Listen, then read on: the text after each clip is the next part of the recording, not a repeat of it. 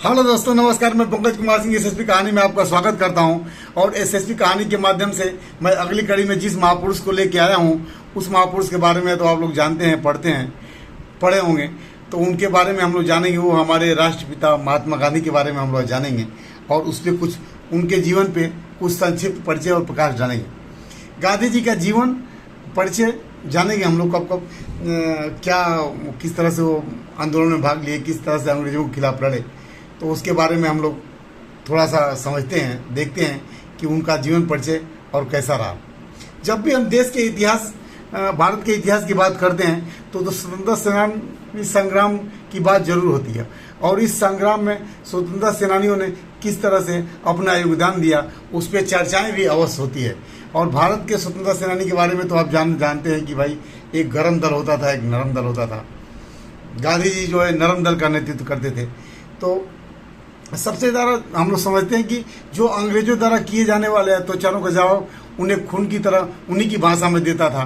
तो वो गर्म दल थे, उसमें जैसे चंद्रशेखर आज़ाद जी, सरदार भगत सिंह जी आदि हुआ करते थे। और दूसरे तरह के सेनानी थे जो उन्हीं के खिलाफ उन तरह के जवाब को न देकर जो अपना शांति की राह पे चल के जो देश को आज़ादी दिलाना चाहते थे।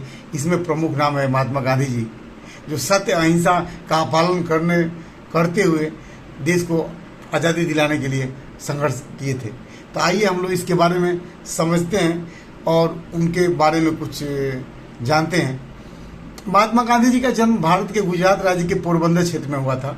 उनके पिता श्री करमचंद गांधी पोरबंदर के दीवान थे। ये लोग हम लोग तो ये सब पढ़े होंगे। और माता पुतलीबाई एक धार्मिक महिला थी। गांधी जी एक गुजराती परिवार से संबंध रखते थे। इनकी पत्नी का नाम कस्तूरबा गांधी था। महात्मा गांधी जी के 4 बेटे थे, हरिलाल, मणिलाल, रामदास, देवदास।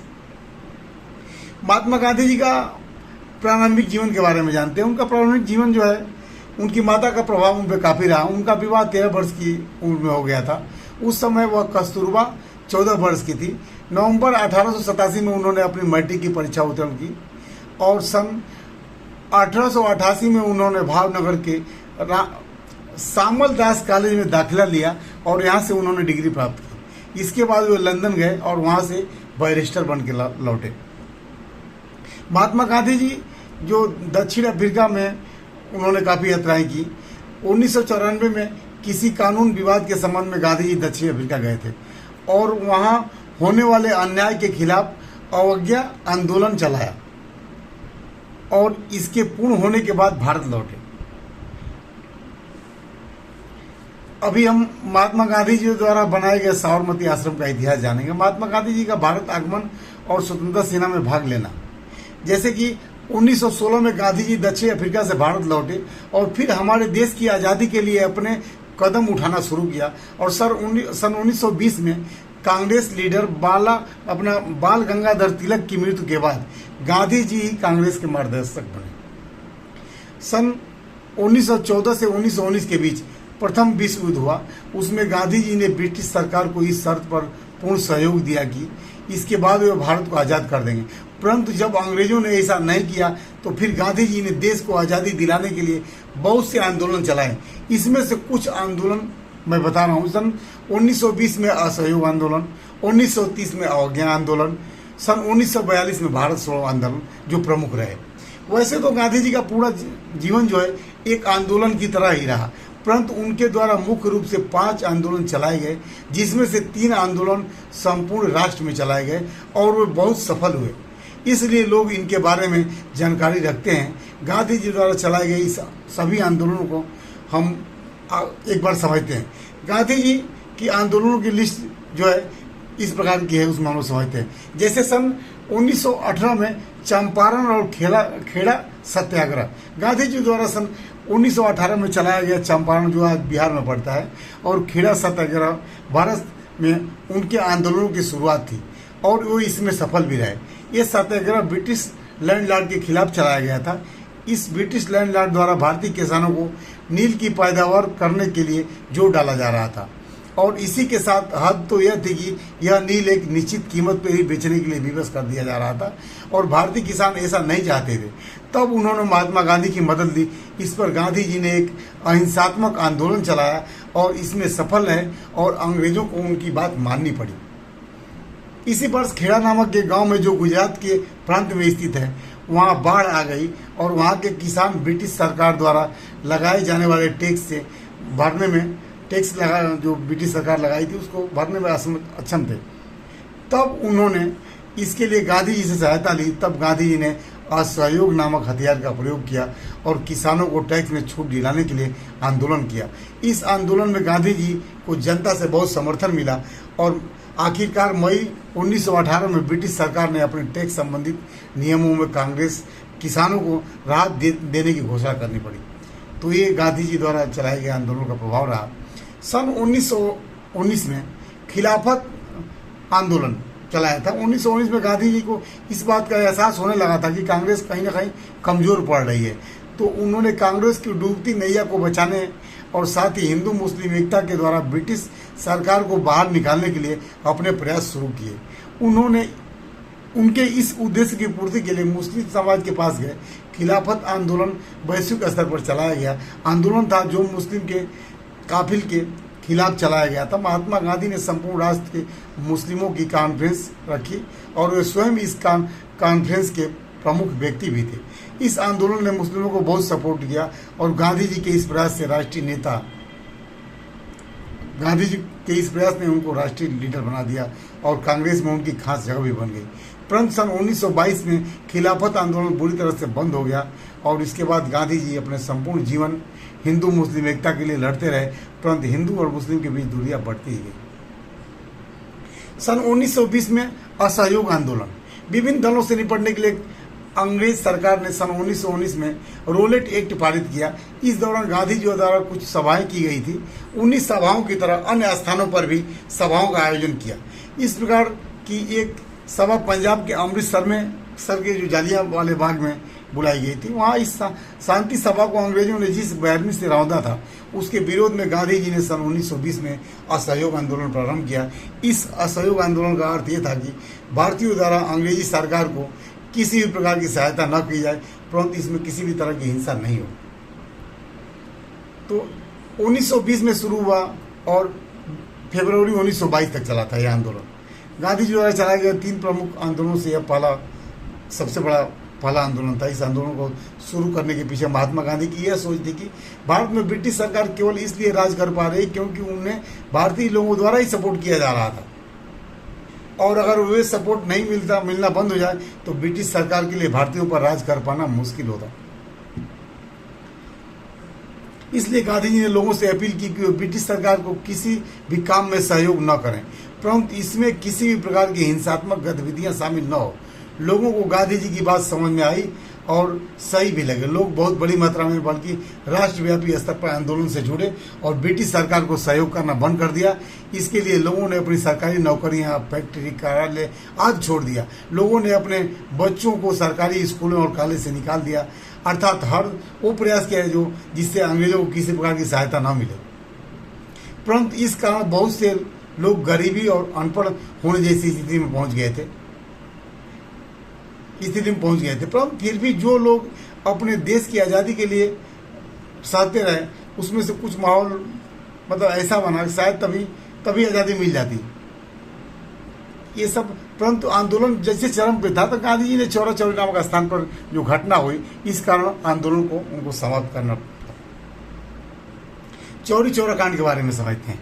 चूंकि ये आंदोलन जो है संपूर्ण देश में अहिंसात्मक तरीके से चलाया जा रहा था, इस दौरान उत्तर प्रदेश के राज्य के जो गोरखपुर के पास पड़ता है, चौरी चौरा नामक स्थान पर कुछ लोग शांतिपूर्ण तरीके से रैली निकाल रहे थे।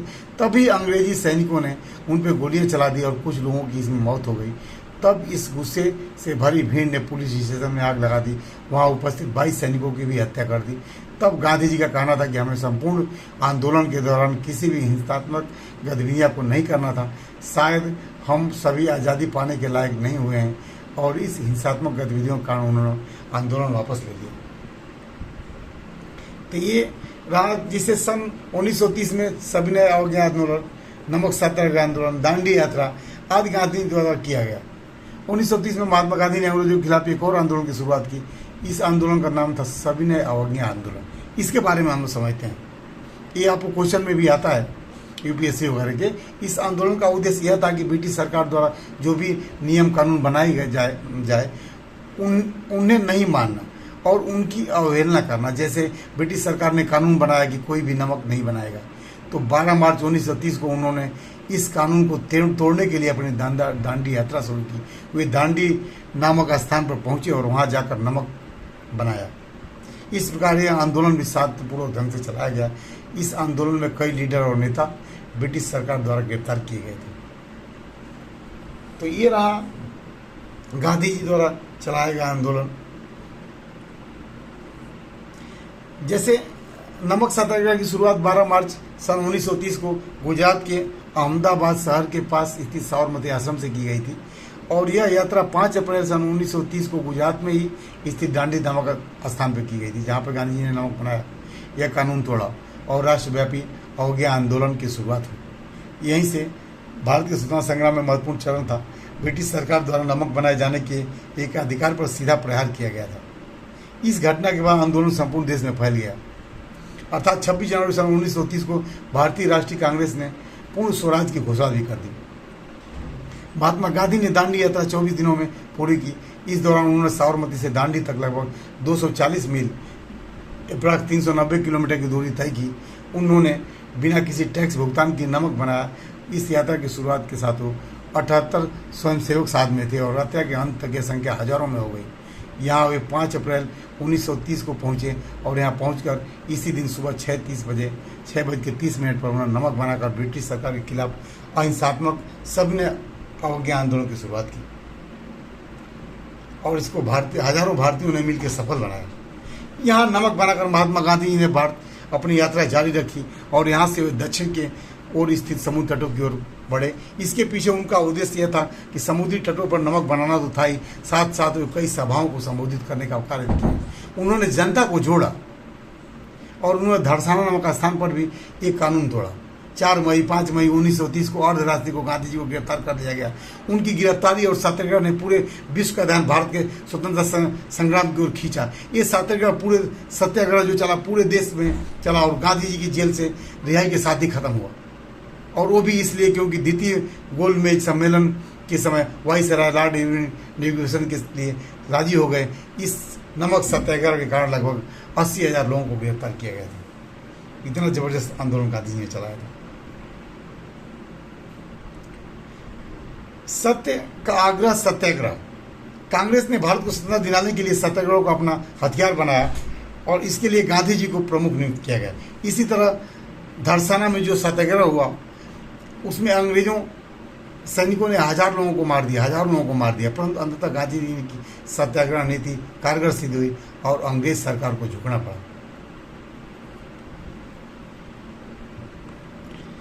सन 1942 में भारत छोड़ो आंदोलन। 1940 के दशक तक आते आते भारत की आज़ादी के लिए देश के बच्चे, बूढ़े, जवान सभी में जोश और गुस्सा भरा पड़ा था। सभी लोग अपना घर बार छोड़ के सभी लोग गांधी जी के पीछे चलने के लिए तैयार। तब गांधी जी ने इसका सही दिशा में उपयोग किया। बहुत बड़े पैमाने पर सन 1942 में भारत छोड़ो आंदोलन की शुरुआत की गई और इस आंदोलन अब तक के सभी आंदोलनों में सबसे अधिक प्रभाव रहा। अंग्रेजी सरकार के लिए एक बहुत बड़ी चुनौती थी जिसमें गांधी जी ने अंग्रेजों के दांत खड्डे कर दिए।